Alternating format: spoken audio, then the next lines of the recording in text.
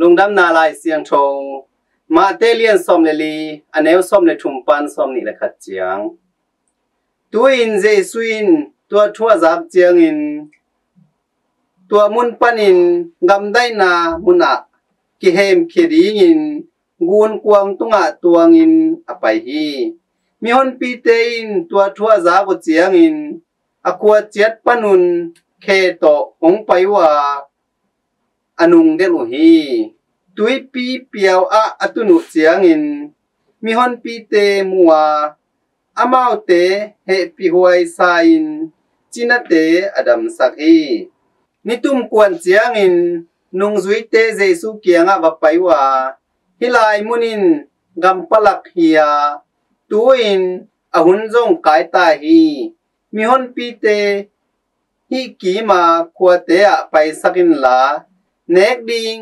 an alei ding in sol khiain achiu hi jesu in amau te kianga mi pi te pai khiat kul lo hi anek ding u khat pe piaun achi hi amau te in ko te in hilaya ko mun nga le nga sa ni sim lo bang ma kani ke u hi chi in adong u hi ama in tua te hilaya hong pai piun achi hi tua chiang in mi hon pi te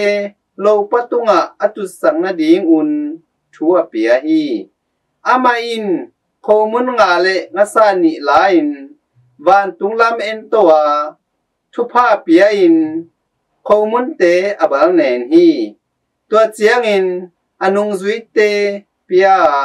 anung zui te in mi hon pi te apiao hi mi khem pe in ne in akham khitu chiang in akham val te u aneng athemin khom ki kwa seng som le seng ni adim hi anne te numei le naw pang sim lo pasal tul nga bang apha hi in to pa lung dam na lai siang tho hi Christu to pau na tunga phan nam ta hen